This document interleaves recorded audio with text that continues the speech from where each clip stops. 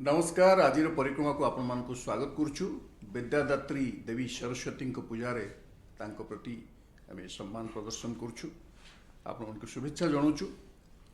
अर्थमंत्री श्रीमती निर्मला सीतारमण 2022-23 आर्थिक वर्ष निमंते 39,45,000 कोटी टंकार बजेट गत फेब्रुआरी 1 तारिख में उपस्थापित करछंती। एही बजेट्र लक्ष्य कौन रही एवं एही बजेट किभली भावरे भारतर अर्थनीति को कोविड परवर्ती अवस्था गति प्रदान करिवो से संपर्क में आज आम आलोचना करूँ। आम सहित आलोचना करने अच्छा विशिष्ट अर्थनीति विशेषज्ञ डॉक्टर प्रीति साहू, तांको पाखरे अछंती अन्यतम विशिष्ट अर्थनीतिज्ञ प्रोफेसर डॉक्टर सत्यकाम मिश्र एवं तांको पाखरे अछंती अर्थ और बैंक सेवा विशेषज्ञ श्री ब्रजकिशोर नायक। समस्त को स्वागत करुछु। आज विषय वस्तु आम रखीचु गतिशक्ति बजेट 2022-23। आम प्रथम ये सत्यकाम बाबू पाखु जीवु। सत्यकाम बाबू जो कथा आमर अर्थमंत्री कहले जेटा लोकंक आर्थिक सशक्तिकरण उद्देश्य रे बजेट अभिप्रेत, विशेषकर भित्तिभूमि निर्माण, उद्योग एवं पुंजीनिवेश उपर गुरुत्व आरोप करा जायछि। आपण मोटामोटी भाव में एथर बजेट को केमती देखुछन्ति? देखो एथर बजेट आपन जदि पूर्व वर्ष मानकर बजेट देखिए ता भितर गोटे बहुत फरक रही। तार फरकटा कौन रही ना अन्य बजेट मानकरे विभिन्न गोष्ठी, विभिन्न जाति, विभिन्न अंचल लोक तांको सब संतुष्ट करने बजेट रे चेष्टा करा जाय थाए। गोटे संतुष्टिकरण बजेट तैयारी थाए। एथर भी आशा करा बोध हुए 5टी राज्य निर्वाचन अच्छी किंतु यही बजेटा संपूर्ण भिन्न कहीं ना एथरे कौन से निर्दिष्ट गोष्ठी बा निर्दिष्ट वर्ग को संतुष्ट करने भाया कौन पदक्षेप नि जाए। हाँ एक कथा आपन कहि पारंती जे किछि अंचल पे किछि प्रोग्राम कराई जेंति पार्वत्य अंचल रे गमनागमन सुविधा से किछि अंचल प्रति गुरुत्व दियाइछि एवं किछि क्षेत्र प्रति भी गुरुत्व दियाइछि जेंति आपनकर इंफ्रास्ट्रक्चर एमएसएमई दियाइछि। किंतु इलेक्शन बा निर्वाचन रे कौन लाभ पाइबा किंबा कौन गोष्ठी को संतुष्ट करने भाया एभलिया बजेट जहाँ को पॉपुलिस्ट कहा जाए लोकप्रियता पाइबा पई जो बजेट से भलिया बजेट है एमाने जो अर्थनीतिर जो अवस्था जो कोविड परवर्ती अर्थनीतिर अवस्था एवं वर्तमान जहाँ दरकार अर्थनीति को ऊपर को उठेबा पई अर्थनैतिक अभिवृद्धि पई प्रकृति रे जहाँ दरकार तारी ऊपर ये बजेट दृष्टि देछि। क्या संतुष्टि करने करनी आपन देखिए जे आमर जो 90 मसीह जो पॉलिसी आम करथिले जो उदारीकरण परिस्थिति से टिके परिवर्तन वर्तमान करिया पड़ुछि बाध्य होइकरी। कहीं उदारीकरण अच्छी किंतु आमे जो करथिले जे सरकार अर्थनैतिक कार्यकलाप दूरे रखिबो सब आस्ते आस्ते आस्ते आस्ते घरोई सेक्टर घरोई करेंगे से आसपी पुंजी निवेश करेंगे से सब करेंगे किंतु कोविड सब उल्टपाल्ट करदेला। बर्तमान अर्थनीति जो सुप्त अवस्था रहा जो रिसेसन है जो प्रकार अवस्था सब प्रोडक्शन कमिगला से गोटे पंप प्राइमिंग दरकार है। गोटे प्रथमे किए अर्थनीति को आग उठेब उपरको मांदा अवस्था उपरको उठेब सेटा बर्तमान घरोई क्षेत्र करने को राजी नुहति कहीं लाभ उद्देश्य डिमांड बाजार रे नहीं एवं से कहा प्रोड्यूस करेंगे जदि लोकों पाखे पैसा हम लोकंर रोजगार बढ़ो से जो चाहिदा बढ़ो ताहले घरोई पुंजी आपे आपे विनियोग हम। तेणु बर्तमान जेहेतु घरोई पुंजी यथेष्ट परिमाण विनियोग होनी सरकार बर्तमान पुंजी निवेश करने आगे आप देखिए गत वर्ष अपेक्षा ए वर्ष जो कैपिटल एक्सपेंडिचर जहाँ कहुए जो पुंजी निवेश सरकार रो जो परिमाण ताकू 35% वृद्धि कर नथिला। सरकार गोटे अर्थनीति रे जो पुंजी निवेश करेंगे एककालीन 35% वृद्धि केबे हेई नथिला माने जोटा प्रत्यक्ष पुंजी निवेश सरकार तरफ तेणु ये सरकार कौन करना लीडर बर्तमान मार्केट रे लीडरशिप सरकार नहीं न परिस्थिति सेमती है जदि सरकार न नहीं थाते ताहले तेणु यार ये आशा करा कौन ना सरकार जो पुंजी निवेश करेंगे विशेषकर इंफ्रास्ट्रक्चर सेक्टर रे एमएसएमई सेक्टर रे जो सब पुंजी निवेश है से पुंजी ତାର ଗୋଟେ ଗୁଣିତକ ପ୍ରକ୍ରିୟାରେ ସେ କାମ କରିବ। ଯେତିକି ଟଙ୍କା ସରକାର ଖର୍ଚ୍ଚ କଲେ ତାଠୁ ଯଥେଷ୍ଟ ଅଧିକ ଆୟ ଲୋକମାନଙ୍କର ହେବ, ଲୋକମାନଙ୍କର ରୋଜଗାର ବଢ଼ିବ, ଲୋକମାନଙ୍କର ଜବ୍ ଯେଉଁ Creation ହବ ବେଶୀ। ନିଯୁକ୍ତି ସୁଯୋଗ ସୃଷ୍ଟି ହେବ। ତେଣୁ ଲୋକମାନଙ୍କ ହାତରେ ପଇସା ହେବ, ତାଙ୍କୁ ଗୋଟେ ପରମାନେଣ୍ଟ ଇନକ୍ରିଜ୍ ଇନ୍ ଇନକମ୍ ହେବ। ଏମିତି ଆପଣ ଟଙ୍କାଟେ ଦେଇ ଦେଉଛନ୍ତି, ସବସିଡ଼ି ଦେଉଛନ୍ତି, ସେଇଟା ଗୋଟେ ସ୍ଥାୟୀ ଭାବରେ ସେଟା କାମ କରୁନି। ଯୋଉ ନିରନ୍ତର ବିକାଶର ଲକ୍ଷ୍ୟ ଯୋଉଟା କୁହାଯାଉଛି ସ୍ଥାୟୀ ନିରନ୍ତର ବିକାଶର ଯୋଉ ଲକ୍ଷ୍ୟ। ସ୍ଥାୟୀ ଆୟ, ଆଜ୍ଞା ସ୍ଥାୟୀ ଆୟର ସୂତ୍ର ସେଇଟା ବର୍ତ୍ତମାନ ଏମାନେ କ୍ରିଏଟ୍ କରିବା ପାଇଁ ଚେଷ୍ଟା କରୁଛନ୍ତି। ଆମେ ବିଭିନ୍ନ କ୍ଷେତ୍ରକୁ ଯିବା, ତେବେ ତା ପୂର୍ବରୁ ମୁଁ ତିନି ଜଣ ଯାକଙ୍କଠୁ ଜାଣିବାକୁ ଚାହିଁବି ବଜେଟ୍ ଉପରେ ଆପଣଙ୍କର ପ୍ରାଥମିକ ପ୍ରତିକ୍ରିୟା। ମୁଁ ଶ୍ରୀଯୁକ୍ତ ନାୟକଙ୍କୁ ପଚାରିବି ଯେ ଯୋଉଟା ପ୍ରଧାନମନ୍ତ୍ରୀ କହିଛନ୍ତି ଯେ ଏଇ ଯୋଉ ବଜେଟ୍ ଏଥିରେ ଏଇଟା ହେଉଛି ଲୋକ ସହଯୋଗୀ ଏବଂ ବିକାଶମୂଳକ ତଥା ଗରିବ କଲ୍ୟାଣ ବଜେଟ୍ ବୋଲି, ଏବଂ ସେ କହିଛନ୍ତି ଏହା ଅଧିକ ଭିତ୍ତିଭୂମି, ଅଧିକ ପୁଞ୍ଜିନିବେଶ, ଅଧିକ ଅଭିବୃଦ୍ଧି ଏବଂ ଅଧିକ ନିଯୁକ୍ତିର ସୁଯୋଗ ସୃଷ୍ଟି କରିବ। ଆପଣ ମୋଟାମୋଟି ଭାବରେ ଏହା ଉପରେ ରାଜି ଅଛନ୍ତି? ପ୍ରଧାନମନ୍ତ୍ରୀଙ୍କର ଯେଉଁ ଉକ୍ତି ଥିଲା ଏ ବଜେଟ୍ ଭିତରେ ସେ ସବୁ ପ୍ରତିଫଳିତ ହେଇଛି। ଅଧିକ ନିଯୁକ୍ତି ଏଇଥିପାଇଁ ହେଇପାରିବ ଯଦି ଭିତ୍ତିଭୂମିର ବିକାଶ କରାଯିବ ଏବଂ ସେଇ ବିକାଶଟା ଗୋଟେ କଣ୍ଟିନ୍ୟୁଟି ରହିବ 3 ବର୍ଷ 5 ବର୍ଷ, ଯେଉଁ 7 ଇଞ୍ଜିନ୍ସ କଥା କୁହାଯାଇଛି, ଆମର ଯୋଉ ଏବେ ତ ଅମୃତ କାଳ କଥା କୁହାଯାଉଛି, ଅମୃତ କାଳ କଥା 75 ରୁ କୁହାଯାଇଛି। 100 ବର୍ଷ ସ୍ୱାଧୀନତାର। ଏବଂ ଏସବୁ ପ୍ରୋଜେକ୍ଟ ଯେତେବେଳେ ସରକାର ଆରମ୍ଭ କରିବେ ସେମାନଙ୍କୁ ବ୍ୟାକଅପ୍ ଦେବା ପାଇଁ ପ୍ରାଇଭେଟ୍ ସେକ୍ଟରର ଭୂମିକା ମଧ୍ୟ ଭୂମିକା ମଧ୍ୟ ରହିବ। ତେଣୁ ସିଧାସଳଖ ଭାବରେ ହଉ ବା ପରୋକ୍ଷ ଭାବରେ ହଉ ନିଯୁକ୍ତି ସୁଯୋଗ ବହୁତ ସୃଷ୍ଟି ହେବ, ଯାହାକି କୁହାହେଇଥିଲା। ଏଇଟା ହେଲା ଗୋଟେ। ଗରିବମାନଙ୍କର ଯେଉଁ କଲ୍ୟାଣ କଥା କୁହାଯାଉଛି, ବେସିକାଲି ଲାଇଫ୍ କ୍ୱାଲିଟି, ଜୀବନ ମାନ ବଢ଼ାଇବା ଧରଣର ପାଇଁ ଉନ୍ନତି ହଁ, ଏଇଟା।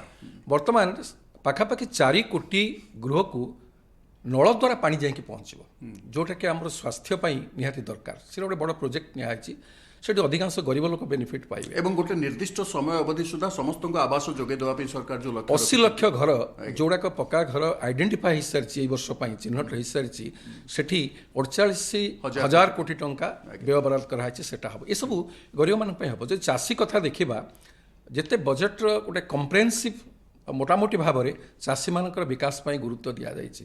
ଆପଣ ନାବାର୍ଡ଼ ଫଣ୍ଡ କୁହନ୍ତୁ, ଏବଂ କି ଅର୍ଗାନିକ୍ ଫାର୍ମିଂ ପାଇଁ କେମିତି ପ୍ରୋତ୍ସାହନ ଦିଆଯିବ, ଏପରିକି ଅନୁସୂଚିତ ଜାତି ଉପଜାତି ଲୋକଙ୍କ ଯଦି ଫରେଷ୍ଟ୍ରି ପ୍ରୋଜେକ୍ଟ କରିବେ ତାଙ୍କୁ ମଧ୍ୟ ନାବାର୍ଡ଼ ଫଣ୍ଡରୁ କେମିତି ପ୍ରୋତ୍ସାହନ ଦିଆଯିବ।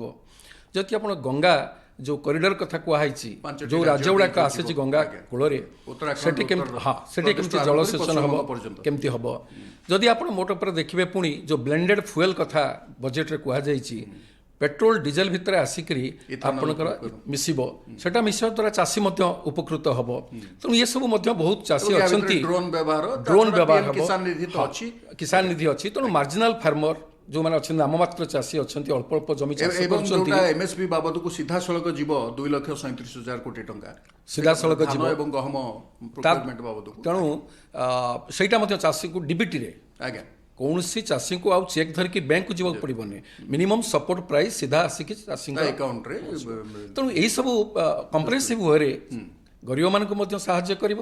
ଏବଂ ଆଉ ଯେଉଁ ସେ ପ୍ରତିଫଳନ କରିଛନ୍ତି ଆତ୍ମନିର୍ଭର ଭାରତ, ଆପଣ ଡିଫେନ୍ସ ବି ଦେଖନ୍ତୁ, ଡିଫେନ୍ସରେ ଆମକୁ ଆତ୍ମନିର୍ଭର ହେବା ପାଇଁ 68% ଟୋଟାଲ ଖର୍ଚ୍ଚର 68 ଭାଗ ଖର୍ଚ୍ଚ ଆମେ କ'ଣ କରିବା ନା, ବାହାରୁ ଯାହାକୁ ଆଣୁଥିଲେ ଆମେ ନିଜ ଆମର ସ୍ୱଦେଶୀ ଉଦ୍ୟୋଗ ଉତ୍ପାଦକମାନଙ୍କ ଠାରୁ କିଣାଯିବ। ଆମର ଏଇଠି ଡକ୍ଟର ସାହୁଙ୍କ ପାଖକୁ ମୁଁ ଆସୁଛି ଯେ ଯୋଉ ଉତ୍ପାଦନ ଭିତ୍ତିକ ଆର୍ଥିକ ପ୍ରୋତ୍ସାହନ ଏଥିରେ ରଖାଯାଇଛି।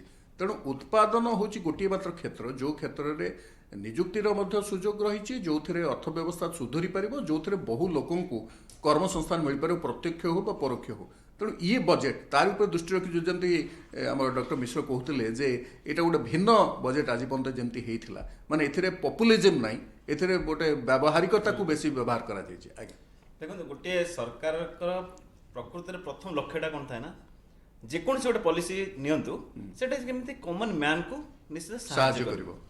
କମନ୍ ମ୍ୟାନ୍କୁ ଗୋଟେ ହେଲା ବିଶ୍ୱସ୍ତରରେ ଗୋଟେ ବଡ଼ ଡିବେଟ୍ ଚାଲିଛି, ଆମେ ୱେଲ୍ଥ କ୍ରିଏସନ୍ରେ ଯିବା, ସମ୍ପଦ ବା ସମ୍ବଳ କରାଇବା, ନା କେବଳ ଜନକଲ୍ୟାଣୀ ସ୍ଥିତି ଗୁଡ଼ାକ ବା ୱେଲ୍ଥ ଭର୍ସେସ୍ ୱେଲଫେୟାର।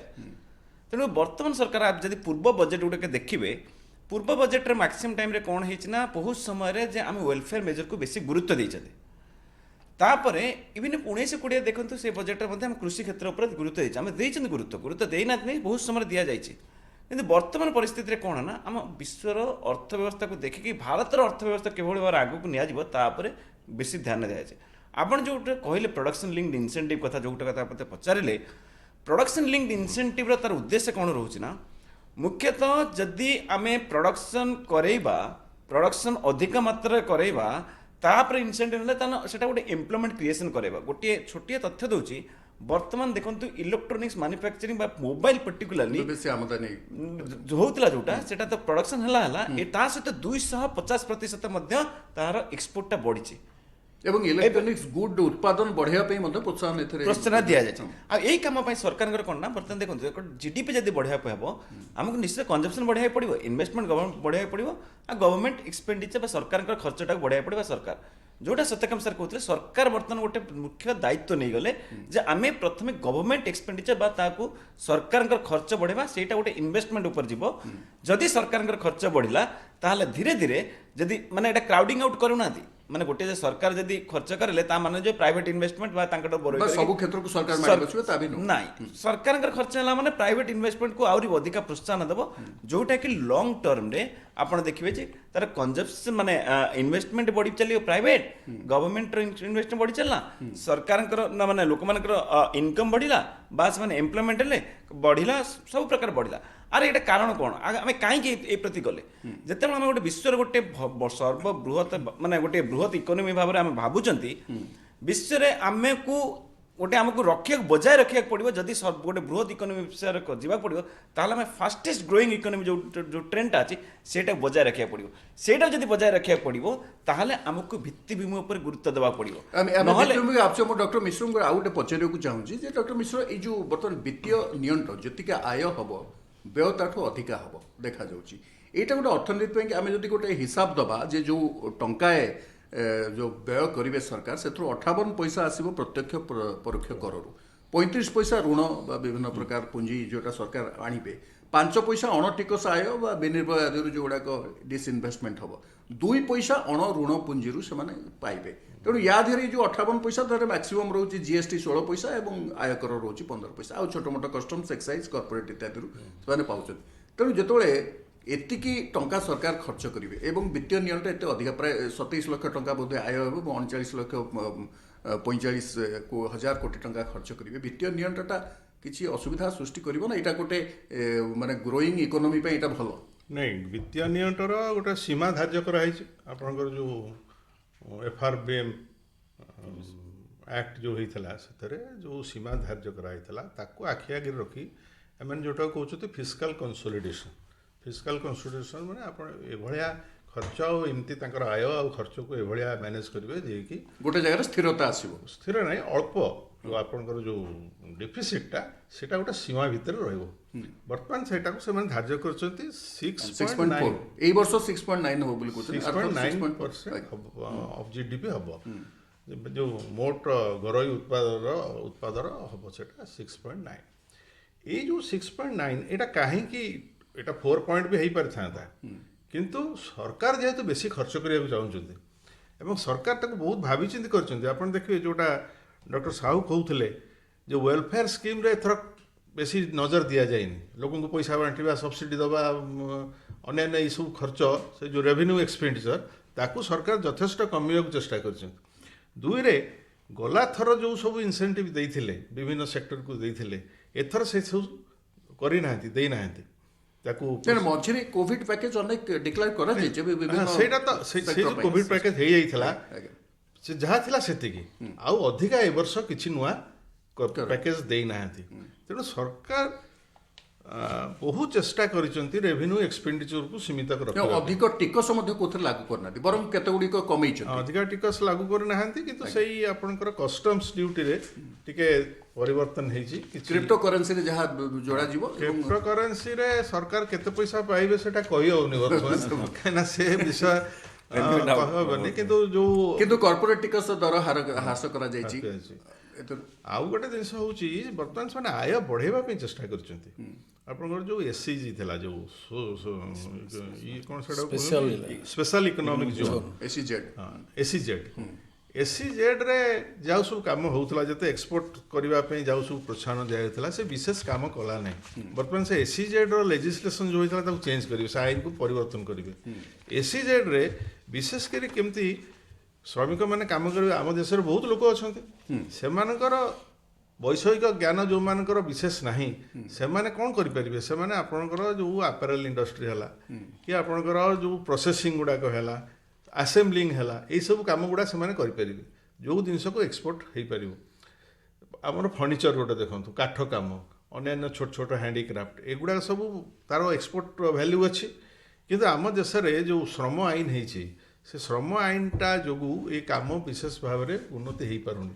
ଆପଣ ଚାଇନା ଦେଖିବେ ସେଠି ଛୋଟ ପିଲାଙ୍କୁ ବି ସେ ଲଗେଇ ଦଉଛନ୍ତି ସେଠି ଏତେ କୋହଳ ଅଛି, ସମସ୍ତେ କାମ କରିପାରୁଛନ୍ତି ଏବଂ ଅଧିକା ସମୟ ବି ସେମାନେ ତାଙ୍କୁ କାମରେ ନିଯୁକ୍ତ ତେଣୁ ସରକାର ସେ ବାଟରେ ବି ଆମର ସେ ଯେଉଁ SEZର ଆଇନକୁ ପରିବର୍ତ୍ତନ କରିକିରି ତାକୁ ଆହୁରି ବେଶୀ ବ୍ୟାପକ ବିଭିନ୍ନ ପ୍ରକାରର ଆକ୍ଟିଭିଟିଜ୍ ଯେଉଁଥିରେ ବିଶେଷ ବହୁତ ଲୋକମାନେ ଏନଗେଜ୍ ହେଇପାରିବେ, ରୋଜଗାର କରିପାରିବେ ଏବଂ ଆମେ ଯେଉଁଗୁଡ଼ା ଏକ୍ସପୋର୍ଟେବଲ୍ ଆଇଟମ୍ ଯେଉଁଗୁଡ଼ାକ ତାକୁ କେମିତି ବେଶୀ ପ୍ରଡ୍ୟୁସ୍ କରି ଏକ୍ସପୋର୍ଟ ଅର୍ଣ୍ଣିଂ କରିବା, ଏସବୁ ଦିଗ ପ୍ରତି ବି ନଜର ଦିଆଯାଇଛି। ସୁବ୍ରତ ନାୟକ, ଆମେ ଯେଉଁ ୱେଲଫେୟାର କଥା କହୁଛୁ ଜନମଙ୍ଗଳ, ଆପଣ ଯଦି ଦେଖିଥିବେ ଗତକାଲି ମଧ୍ୟ ସୁପ୍ରିମକୋର୍ଟ କହିଛନ୍ତି ଯେ ଆମର ଦେଶ ହେଉଛି ଗୋଟେ ଜନମଙ୍ଗଳ ରାଷ୍ଟ୍ର। ବିଶେଷ କରି କୋଭିଡ ପରିପ୍ରେକ୍ଷୀରେ କହିଛନ୍ତି ଯେ ଆପଣମାନେ ଏତେ ହଇରାଣ କାହିଁ କରୁଛନ୍ତି ଲୋକଙ୍କୁ, ଆପଣଙ୍କ ତଥ୍ୟ ଠିକ୍ ନୁହଁ। ସବୁ ରାଜ୍ୟମାନଙ୍କୁ କହିଛନ୍ତି, କେନ୍ଦ୍ର ସରକାରଙ୍କୁ ବି କହିଛନ୍ତି ଯେଉଁମାନେ ମୃତ୍ୟୁବରଣ କରିଛନ୍ତି ସେମାନେ ଯଦି ତାଙ୍କର ତଥ୍ୟ ଦେଉଛନ୍ତି ତାହେଲେ ତାଙ୍କୁ ଆପଣ ଯେଉଁ କମ୍ପେନସେସନ୍ ଦେବା କଥା କ୍ଷତିପୂରଣ ତାଙ୍କୁ ଦିଅନ୍ତୁ। ତେଣୁ ଜନମଙ୍ଗଳର ଯେଉଁ କର୍ତ୍ତବ୍ୟ ତାକୁ ତ ଗୋଟେ ସରକାର ସେଥିରୁ କେବେ ହଟି ପାରିବେ ନାହିଁ।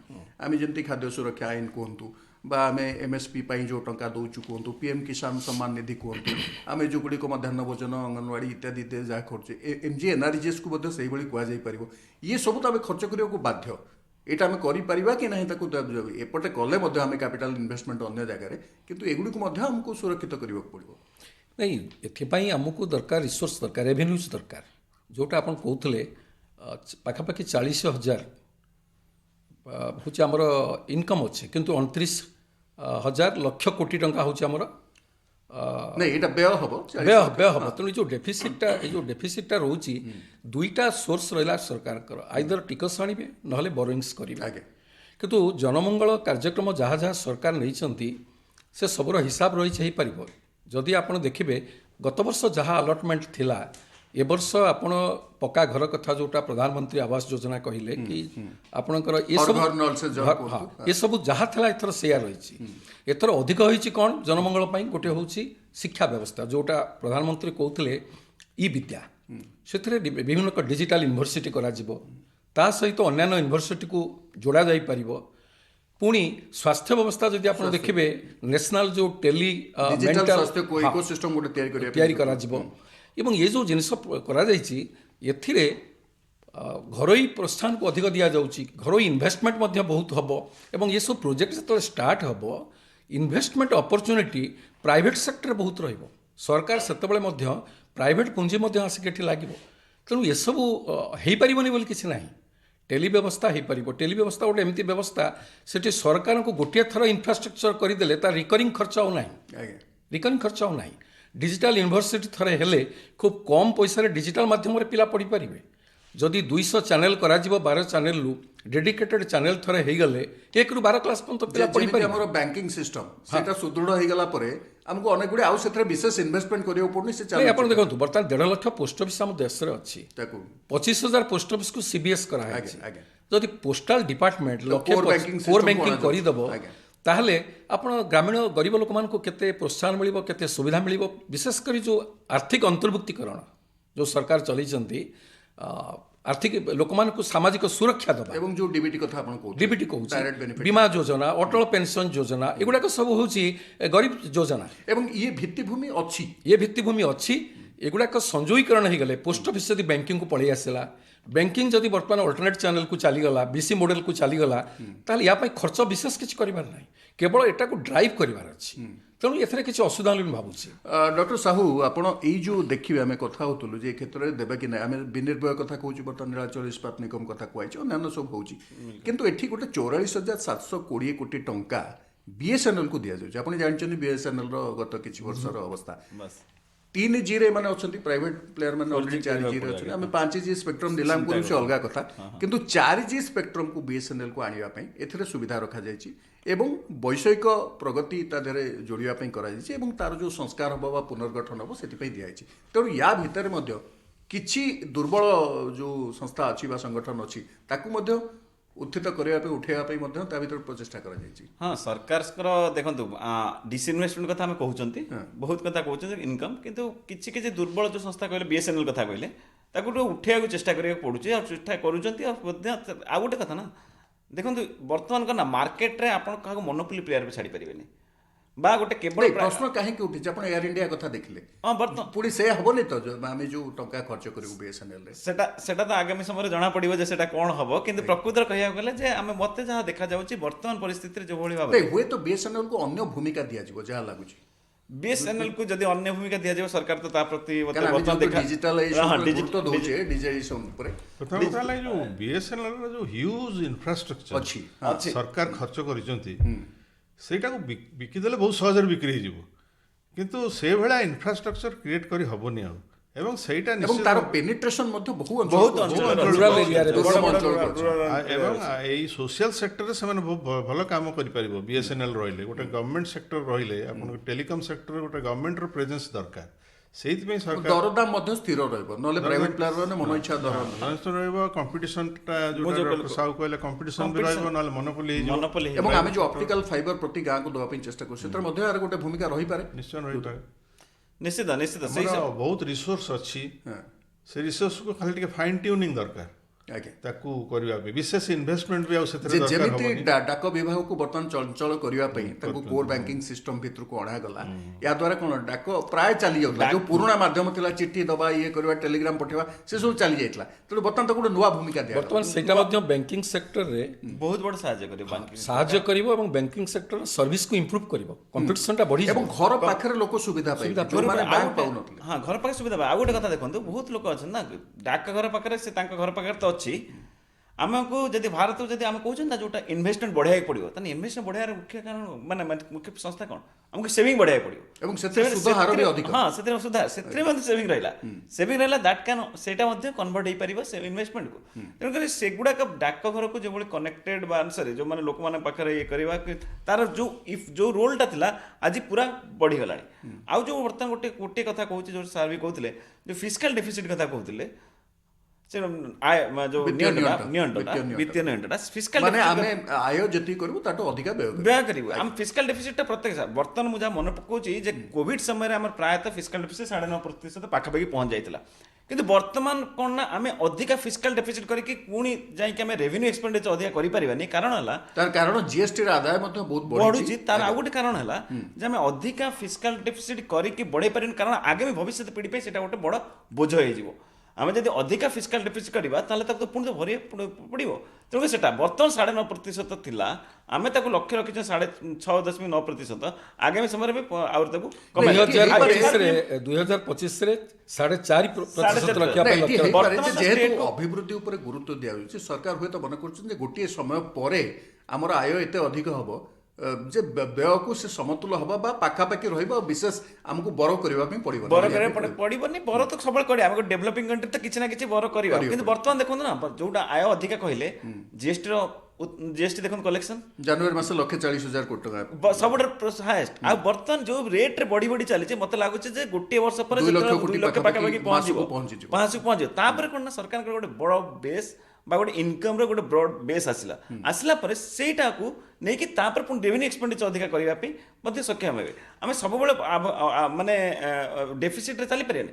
ବର୍ତ୍ତମାନ ରାଜ୍ୟ ସରକାରମାନଙ୍କୁ ମଧ୍ୟ ସେ ଆଲାଉ କରୁଛନ୍ତି ପ୍ରାୟତଃ 5% ପର୍ଯ୍ୟନ୍ତ ଫିସ୍କାଲ ଡେଫିସିଟ୍କୁ ଆପଣ ଏବଂ ଯାଇପାରିବେ। ଲକ୍ଷ ଏବେ କୋଟି 1 ଟଙ୍କା ଲକ୍ଷ କୋଟି ରାଜ୍ୟମାନଙ୍କୁ ଟଙ୍କା ଦେବେ। ହଁ। ସେମାନେ ପୁଣି କ୍ୟାପିଟାଲ ତାକୁ ଏକ୍ସପେଣ୍ଡିଚର କରିବେ ବିଭିନ୍ନ ଜାଗାରେ ପୁଞ୍ଜିନିବେଶ କରି ଏବେ 50 ବର୍ଷ ପାଇଁ 50 ବର୍ଷ ପାଇଁ ବିନା ସୁଧରେ ସେମାନେ ତାକୁ ପରିଶୋଧ କରିବେ। ତାଙ୍କ ହାତରେ ବି ଗୋଟେ ଟଙ୍କା ଆସିବ। ଆମେ ପୁଣି ଆସିବୁ ଡକ୍ଟର ମିଶ୍ରଙ୍କ ପାଖକୁ। ପ୍ରଫେସର ମିଶ୍ର, ବର୍ତ୍ତମାନ ସବୁଠୁ ବଡ଼ ଜିନିଷ ହେଉଛି ଆମେ ଯେଉଁ ଗତିଶକ୍ତି ମିଶନ କଥା କହୁଥିଲେ, ଗତିଶକ୍ତିରେ ବର୍ତ୍ତମାନ ଆମେ ଦେଖି ଆସିଛେ ଯେଉଁ 1,00,000 କୋଟି ଟଙ୍କା ଖର୍ଚ୍ଚ ହେବ ବୋଲି 5 ବର୍ଷ ଭିତରେ ଥିଲା, କିନ୍ତୁ ଏଥରକୁ ଯେଉଁ ଲକ୍ଷ୍ୟ ରଖାଯାଇଛି ଯେଉଁଟା 60,000 କୋଟି ସହିତ ନାୟକ କହୁଥିଲେ ହର ଘର ନଲ ସେ ଜଲ, 48,000 କୋଟି ଟଙ୍କା 80 ଲକ୍ଷ ବାସଗୃହ ନିର୍ମାଣ ହେବ, ତାପରେ 5G ସ୍ପେକ୍ଟ୍ରମ୍ ନିଲାମ ହେବ, ସେ ଗୋଟିଏ 25,000 କିଲୋମିଟର ଜାତୀୟ ରାଜପଥ ନିର୍ମାଣ ହେବ, 400 ନୂଆ ବନ୍ଦେ ଭାରତ ରେଳଗାଡ଼ି ଚାଲିବ। ଇଏ ଯେଉଁ ଗୁଡ଼ିଏ ଜିନିଷ ରହିଛି ଏବଂ MSME କ୍ଷେତ୍ରରେ ଯେଉଁ 2 ଲକ୍ଷ କୋଟି ଟଙ୍କା ଅଧିକ ଋଣ ପ୍ରଦାନ ପାଇଁ ବ୍ୟବସ୍ଥା ହେଇଛି ଏବଂ ଅତିରିକ୍ତ ଋଣ ଗ୍ୟାରେଣ୍ଟି ମଧ୍ୟ 5 ଲକ୍ଷ କୋଟିକୁ ବୃଦ୍ଧି କରେ। ତେଣୁ ଇଏ ଗୋଟେ ମାନେ ପୁରା ଗତି ଦେବା ପାଇଁ ଯାଉଛି ସାମଗ୍ରିକ ଭାବରେ ଉତ୍ପାଦନ କ୍ଷେତ୍ରକୁ ଏବଂ ନିର୍ମାଣ କ୍ଷେତ୍ରକୁ। ଆପଣ ଦେଖନ୍ତୁ, ଗୋଟେ ଅର୍ଥନୀତିର ମୌଳିକ ଆବଶ୍ୟକତା ହେଉଛି ପରିବହନ ସେବା। ପରିବହନ ସେବା ଯଦି ନଥିବ ତାହେଲେ ଆଦୌ ମାର୍କେଟ ସୃଷ୍ଟି ହେଇପାରିବନି କି ଉତ୍ପାଦନ ବଢ଼ିବନି। ଯିଏ ଯେଉଁଠି ଜିନିଷଟି ତିଆରି ହେବ ସେଇଠି ସେ ବିକ୍ରି ହେବ, ସେଇଠି ଖାଇବେ। ଏଭଳିଆ ଆଉ ଅବସ୍ଥା ନାହିଁ। ବର୍ତ୍ତମାନ ଆମେ ଗୋଟେ ସ୍ପେଶାଲାଇଜେସନ୍ ଆଡ଼କୁ ଯାଉଛେ। ଯେମିତି ଆପଣ ଦେଖିଥିବେ ବଜେଟ୍ର ଗୋଟେ ପ୍ରୋଭିଜନ୍ ଅଛି, ୱାନ୍ ପ୍ରଡକ୍ଟ ୱାନ୍ ଷ୍ଟେସନ୍ ବୋଲି କରିଛନ୍ତି। ତାର କ'ଣ ଅର୍ଥ ଗୋଟିଏ କ'ଣ? ଷ୍ଟେସନ ଗୋଟିଏ ଉତ୍ପାଦ। ଆପଣଙ୍କ ଯଦି ଆଖୁ କେଉଁ ଅଞ୍ଚଳରେ ଭଲ ହେଉଛି ତାହେଲେ ଆଖୁର ସେଇ ଅଞ୍ଚଳରୁ କେମିତି ପରିବହନ ହେଇପାରିବ, ସେଥିପାଇଁ ରେଲୱେ ଯତ୍ନବାନ ହେବ। ଯୋଉ 100ଟି ପ୍ରଧାନମନ୍ତ୍ରୀ ଗତିଶକ୍ତି କାର୍ଗୋ ଟର୍ମିନାଲ ଆଚ୍ଛା, ଯେଉଁ ପାର୍କ କରିଛନ୍ତି ଯେଉଁ କାର୍ଗୋ ଟର୍ମିନାଲ ପାର୍କ, ସେଥିରେ କ'ଣ ହେବ? ଆପଣଙ୍କର ଗୋଟେ ମଲ୍ଟିମୋଡାଲ ଟ୍ରାନ୍ସପୋର୍ଟ ରହିବ। ଆପଣ ଯେତେ ପ୍ରକାର ଅଛି ଆପଣଙ୍କର ଉତ୍ପାଦ ଅଛି ତାକୁ କେମିତି ସହଜ ଉପାୟରେ ପଠାଇ ହେବ, ତାର ଷ୍ଟୋରିଂ କେମିତି ହେଇପାରିବ, ଲୋଡ଼ିଂ ଅନଲୋଡ଼ିଂ କେମିତି ହେଇପାରିବ, ଏଇ ସବୁ ସର୍ଭିସ୍ ଗୁଡ଼ା ଲଜିଷ୍ଟିକ୍ ସର୍ଭିସ୍ ଗୋଟିଏ ଜାଗାରେ ମିଳିବ। ତାହେଲେ କ'ଣ ହେବ ନା, ଯେଉଁମାନେ ଏଇ କ୍ଷେତ୍ରରେ କାମ କରିବେ, ପ୍ରଡକ୍ସନ୍ କରିବେ କି ଟ୍ରାନ୍ସପୋର୍ଟ କରିବେ, ସେମାନେ ବହୁତ ଉପକୃତ ହେବେ। ଏଇ ଫ୍ୟାସିଲିଟିଟା କୌଣସି ପ୍ରାଇଭେଟ୍ ସେକ୍ଟର କ୍ରିଏଟ୍ କରିପାରିବନି। ପ୍ରାଇଭେଟ୍ ସେକ୍ଟର ପାର୍ଟିସିପେଟ୍ କରିପାରେ କେତେ ଗୁଡ଼େ କାମରେ, କିନ୍ତୁ ମେଜର ଇନଭେଷ୍ଟମେଣ୍ଟ ଗଭର୍ଣ୍ଣମେଣ୍ଟ କରିବାକୁ ହିଁ ପଡ଼ିବ, ଗଭର୍ଣ୍ଣମେଣ୍ଟ ଇନିସିଏଟିଭ୍ ନେବାକୁ ପଡ଼ିବ। ନହେଲେ ଏଇ ଅର୍ଥନୀତିଟା ଗତିଶୀଳ ହେବନି। ଏହାକୁ ଗତିଶକ୍ତି କି ନାଁ ଦିଆହେଇଛି ଏଇଥିପାଇଁ ଯେ ଅର୍ଥନୀତିକୁ ଗତିଶୀଳ କରିବା ପାଇଁ ଏଇ ସବୁ ପ୍ରୋଭିଜନ୍ ଦରକାର। ଆପଣଙ୍କର ବନ୍ଦରର ଉନ୍ନତି ହେବ, ରେଲୱେ ଉନ୍ନତି ହେବ, ସଡ଼କ ଉନ୍ନତି ହେବ, ଆକାଶପଥ ଉନ୍ନତି ହେବ, ଆପଣଙ୍କର ଯେଉଁ ସବୁ ମେଜର ଟ୍ରାନ୍ସପୋର୍ଟ ଯେଉଁ ସବୁ ଉପାୟ ରହିଲା ତା ଭିତରେ ଗୋଟେ କନେକ୍ଟିଭିଟି ରହିବ। ଧରନ୍ତୁ ରେଳରେ ଗୋଟେ ଲୋକ ଆସିଲା, ଗୋଟେ ବାଟ ପର୍ଯ୍ୟନ୍ତ ଜିନିଷ ଆସିଲା, ତାପରେ ଆଉ ରେଳ ସେବା ନାହିଁ, ସେଇଠୁ ସଡ଼କ ସେବା ମିଶିଥିବ, ସେଇଠୁ ସଡ଼କ ସେବାରେ ଅନେକ ଜାଗାରେ ନଦୀ ଭିତ୍ତିକ ବନ୍ଦର ମଧ୍ୟ ବ୍ୟବସ୍ଥା କରାଯାଉଛି, ପରିବହନ ହେଇପାରିବ ନଦୀରେ। ବନ୍ଦର ହେବ, ପୋଲ ହେବ, ତିଆରି ହେବ। ତେଣୁ ଏଇଟା ହେଉଛି ମୂଳ ଆବଶ୍ୟକତା। ଆପଣ ସବୁବେଳେ କହିବେ ତୁମେ ପ୍ରଡକ୍ସନ୍ କର, ଅଧିକା କର, ବିଭିନ୍ନ ଇନସେଣ୍ଟିଭ୍ ଦେବେ, ସେ କାହା ପାଇଁ କରିବେ? ଗୋଟିଏ ଅଞ୍ଚଳ ପାଇଁ ତ କରିବେନି ନା। ତେଣୁ ଯିଏ ଏବଂ ଗୋଟିଏ କଥା ବି କୁହାଯାଇଛି, ଯେଉଁ 400 ବନ୍ଦେ ଭାରତ ଟ୍ରେନ୍ ଚାଲିବ, ଯେଉଁ 2ଟି ଏକ୍ସପେରିମେଣ୍ଟାଲ ବେସିସ୍ରେ ଚାଲିଛି, ଯିଏ ତା ଦାୟିତ୍ୱରେ ଥିଲେ ବର୍ତ୍ତମାନ ସେ ଅବସରପ୍ରାପ୍ତ, ସେ କହିଛନ୍ତି ଯେ 2ଟିକୁ ପ୍ରାୟତଃ ଆସେମ୍ବଲ କରାଯାଇଥିଲା, କିନ୍ତୁ ୟା ଦ୍ୱାରା କ'ଣ ହେବ, ନିର୍ମାଣ ହେବ ଏବଂ ନିଯୁକ୍ତ ସୁଯୋଗ ମଧ୍ୟ ସୃଷ୍ଟି ହେବ। 400ଟି ଯାକ ଟ୍ରେନ୍ ତିଆରି ହେବ। ଆପଣଙ୍କର ଯେଉଁ ଇନଫ୍ରାଷ୍ଟ୍ରକ୍ଚର ଯେଉଁ ସବୁ ଡେଭଲପ ମାନେ ଯେଉଁ ଇନଭେଷ୍ଟମେଣ୍ଟଟା ହେବ, ସେ ପ୍ରଚୁର ପରିମାଣର ଏମ୍ପ୍ଲୟମେଣ୍ଟ କ୍ରିଏଟ୍ କରିବ। ଏ ଯେଉଁ 25,000 କିଲୋମିଟର ଜାତୀୟ ରାଜପଥ ହେବ, ଏବଂ ସେଥିରେ କେଉଁମାନେ ଉପକୃତ ହେବେ? ଯୋଉଟା ଶ୍ରମିକ ଶ୍ରେଣୀଠୁ ଆରମ୍ଭ କରି ଯେଉଁମାନେ ଯୋଗାଉଛନ୍ତି ବିଭିନ୍ନ ପ୍ରକାର ମାଲ ମତା। ଆପଣଙ୍କର ୟା ଦ୍ୱାରା କ'ଣ ହେବ? ଆଉ ଗୋଟେ ହେବ ଯେ ଯେଉଁ ଗାଁ ଗହଳିରେ ଯେଉଁ ଏଗ୍ରିକଲଚର ଉପରେ ଲୋକ ନିର୍ଭର କରୁଛନ୍ତି, ଛୋଟ ଚାଷୀ, ତାଙ୍କର ଲାଭ ହେଉନି, କିଛି ହେଉନି, ଛୋଟିଆ ଜମି, ଫ୍ରାଗମେଣ୍ଟେଡ୍ ଲ୍ୟାଣ୍ଡ, କେଉଁଠି କ୍ଷୁଦ୍ର ଜମି, ନାମମାତ୍ର ଚାଷୀ, ସେମାନେ ଲାଭ ପାଇପାରୁନାହାନ୍ତି, କେବଳ ଗୋଟେ ବଞ୍ଚିଜି ରହିବା ପାଇଁ ଟିକେ ଚାଷ କରୁଛନ୍ତି। ସେଇମାନଙ୍କୁ ସେ କୃଷି କ୍ଷେତ୍ରରୁ ଅନ୍ୟ କ୍ଷେତ୍ରକୁ ଅଣାଯାଇପାରିବ। ଯେତେବେଳେ ତାଙ୍କ ଗାଁ ପାଖରେ ସଡ଼କ ଯିବ, ତାଙ୍କ ଗାଁ ପାଖରେ ବନ୍ଦର ତିଆରି ହେବ, ତାଙ୍କ ଗାଁ ପାଖରେ ଅନ୍ୟାନ୍ୟ ସୁବିଧା ସୃଷ୍ଟି ହେବ, ତାଙ୍କ ପାଇଁ ଗୋଟେ ବିକଳ୍ପ ବ୍ୟବସ୍ଥା ସୃଷ୍ଟି ହେବ। ଫଳରେ ଏଇଟାକୁ ବି ଆଖି ଆଗରେ ସରକାର ରଖିଛନ୍ତି, କାହିଁକିନା କୃଷିର ଆଧୁନିକୀକରଣ ଉପରେ ଗୁରୁତ୍ୱ ଦିଆଯାଇଛି। କୃଷିରେ ଯେମିତି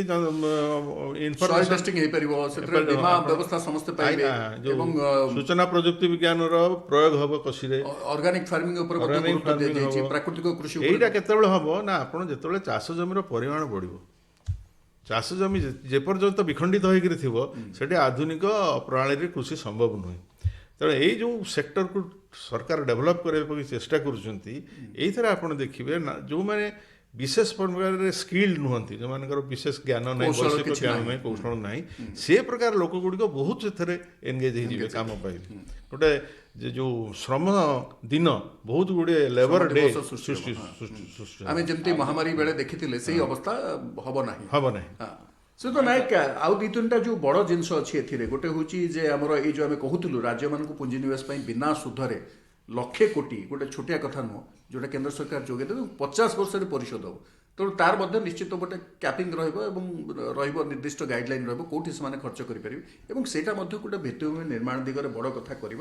ଏବଂ 2ୟ, 3ୟ ଶ୍ରେଣୀ ସହରର ଭିତ୍ତିଭୂମି ବିକାଶ ପାଇଁ ଯେଉଁଟା କରାଯାଇଛି, ଆଜି ପର୍ଯ୍ୟନ୍ତ କ'ଣ ହେଉଥିଲା, ଯେଉଁ ମାନେ ବ୍ଲକ ହେଡ଼କ୍ୱାର୍ଟର ହେଲା କିମ୍ବା ସବ୍ ଡିଭିଜନାଲ ହେଡ଼କ୍ୱାର୍ଟର ହେଲେ, ଏମାନେ ମନୁମନ ସହର ହିସାବରେ ଗଢ଼ି ଉଠୁଥିଲେ, ତାଙ୍କ ପ୍ରତି ଗୋଟେ ଯୋଜନାବଦ୍ଧ କୌଣସି ନିୟମ ବା ଏ ଆଇନ ନଥିଲା। ବର୍ତ୍ତମାନ ସେମାନେ ବେନିଫିଟ୍ ପାଇବେ गोटे कमिशन हम से जहाँ सजेस्ट करेंगे से अनुसार इम्प्रूवमेंट हम और सेठिके जो गाँ ग्रामांचल पाखापाखि लोक आसुच्च रोजगार से गोटे बड़ भित्तिभूमि तैयारी हो नहीं एथिरे स्टेट गवर्नमेंट माने मध्य काम करूछंती जोटा आमे कहूछु अर्बन फैसिलिटी वर्तमान रूरल एरिया केमती रहिबो एटा सरकार को योजना थिला राज्य सरकार माने भी करूछंती विभिन्न एक्चुअली आम देखा पाऊनु हाँ सहीटा गोटे अर्गानाइज्ड वे रे पार नथला जदियो से प्रकार गोटे प्रचेष्टा राज्य माने करूथले सरकारଙ୍କର विभाग ମଧ୍ୟ ସେଥିପାଇଁ ମଧ୍ୟ ରହିଛି କିନ୍ତୁ ବର୍ତ୍ତମାନ କେନ୍ଦ୍ର ସରକାର जो प्रोत्साहन देले राज्य मानକୁ ଏବଂ ପଇସା ଦେଲେ ବିନା ସୁଧରେ ତା ଦ୍ୱାରା କ'ଣ ହେବ ନା एंटायर देशर सबू कोणे कोणे उन्नति आसीबो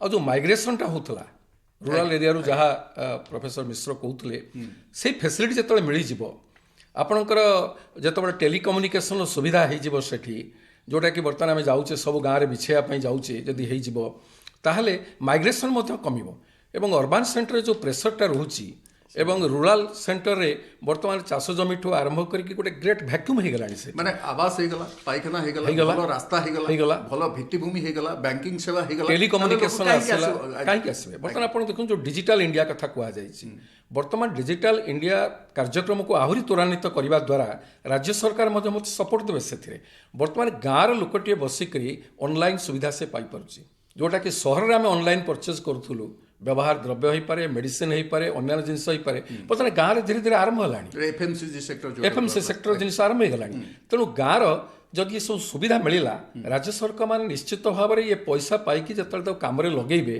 निजुक्ति तो आसब सेठी भी तो इंफ्रास्ट्रक्चर भित्तिभूमि विकास घटव एवं जो माइग्रेशन होता सेटा आउ हम ना पिला माने घरे बसिक पाठ पढ़े आप देखो जो डिजिटल एजुकेशन कथा कहुए